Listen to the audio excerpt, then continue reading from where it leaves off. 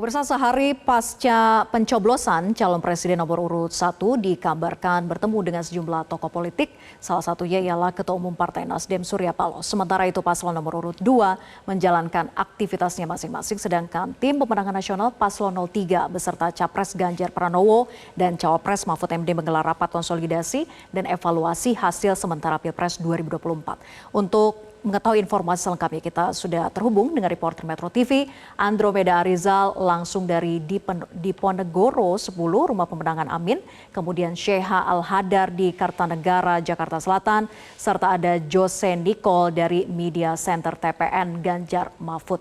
Kita ke rekan Andro terlebih dahulu. Andro, bisa Anda jelaskan apa saja giat Anies pasca pencoblosan kemarin, juga apa respon Timnas Amin perihal hasil quick count dan juga isu-isu lainnya? Ya, selamat malam Vera dan juga pemirsa.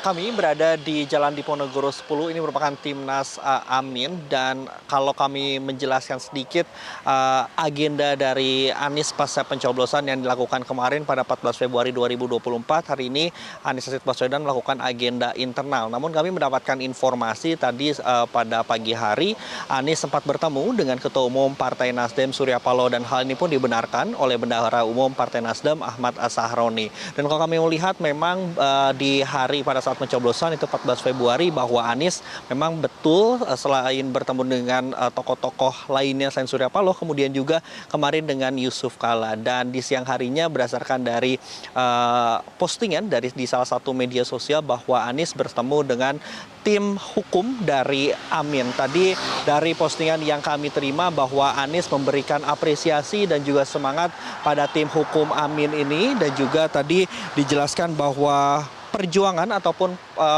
gagasan perubahan ini masih terus akan dilanjutkan, terutama untuk menyampaikan bukti-bukti kecurangan yang ada. Tadi Anies pun menyampaikan bahwa masih proses KPU ini perhitungan masih terus berlangsung. Dan berbicara Vera dan juga pemirsa di rumah berkaitan dengan tim hukum Amin ini, tadi sekitar pukul 17 waktu Indonesia bagian Barat, Sudirman Said yang juga merupakan kapten dari Timnas Amin bersama dengan tim hukum Amin menjelaskan ada beberapa hal yang salah satunya adalah berkaitan dengan kecurangan yang terstruktur, sistematis, dan juga masif atau dikenal dengan TSM.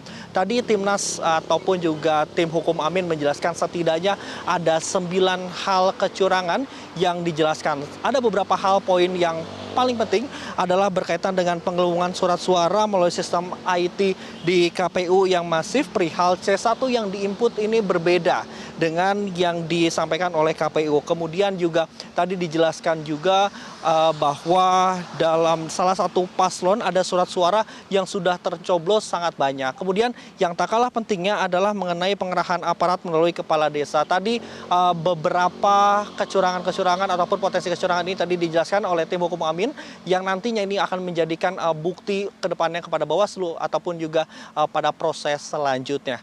Dan Vera, nanti kita sama-sama nantikan bagaimana agenda selanjutnya dari Timnas Amin, dan Anies Rashid Baswedan pun juga sempat menyampaikan bahwa proses KPU ini masih terus panjang dan masih akan menghargai proses yang dilakukan oleh KPU. Demikian, Vera.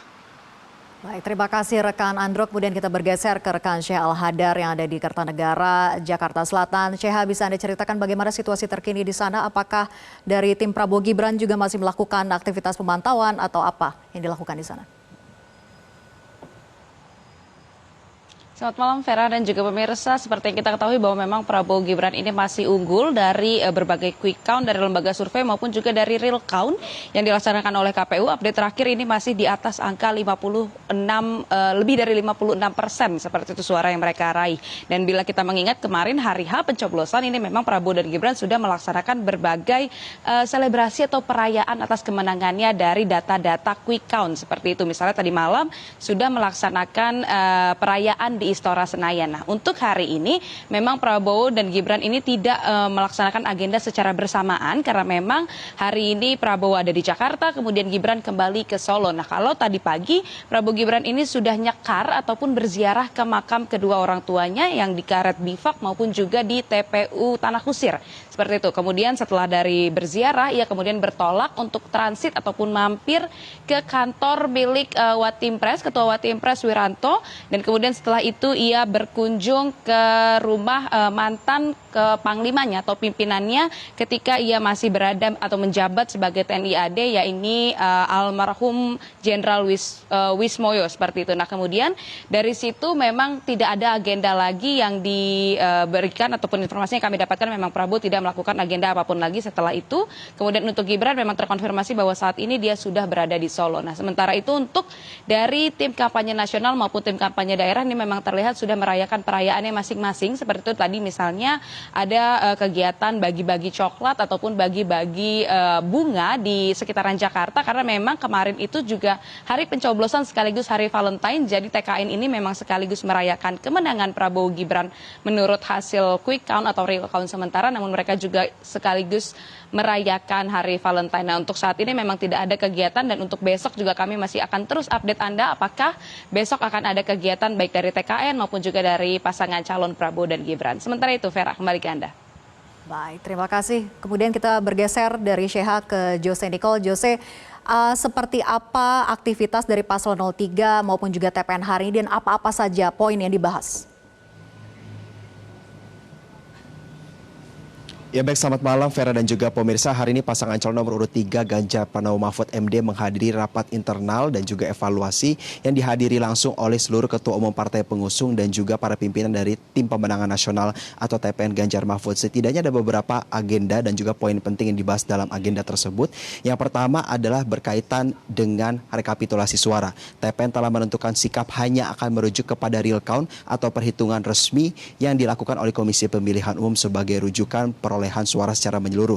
Yang kedua adalah membahas mengenai dugaan kecurangan diterima oleh TPN baik dari civil society atau organisasi masyarakat maupun dari mesin pemenangan partai yang telah disebar dari tingkat provinsi, kabupaten, kota hingga ke RT RW. Yang kedua lebih lanjut adalah melakukan analisis terkait dengan dugaan kecurangan pemilu dari sisi aspek hukum, dan maka dari ketiga hal tersebut tim pemenangan nasional Ganjar Mahfud telah secara resmi membentuk tim khusus yang diisi oleh para pakar di bidang hukum, forensik, teknologi informasi dan juga ahli demografi. Dan sebelumnya Ketua Umum Arsyad Rashid juga telah menyampaikan bahwa tim khusus ini telah efektif bekerja dan komposisi dari anggotanya ini mayoritas masih diisi oleh para pimpinan dari TPN Ganjar Mahfud itu sendiri. Dan berkaitan dengan dugaan kecurangan pemilu ini, setidaknya dari kubu 03 mengklaim, Vera dan juga pemirsa, bahwa dugaan kecurangan pemilu ini bersifat TSM atau terstruktur, sistematis dan juga bersifat masif. Dan hingga saat ini, Vera dan juga pemirsa, TPN masih menganggap bahwa perolehan suara Pilpres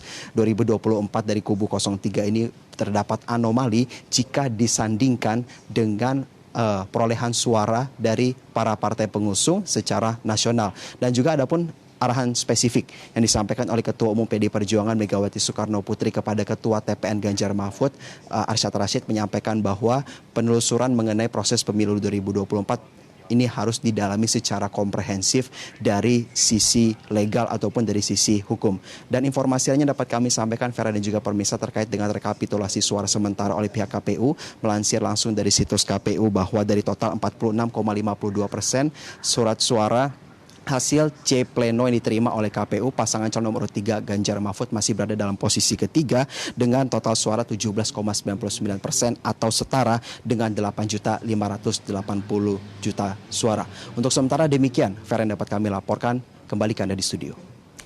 Baik, terima kasih rekan Jose Nicole. Kemudian sebelumnya ada rekan Sheha Al-Hadar dan juga Andromeda Rizal. Selamat bertugas kembali rekan-rekan. Jelajahi cara baru mendapatkan informasi. Download Metro TV Extend sekarang.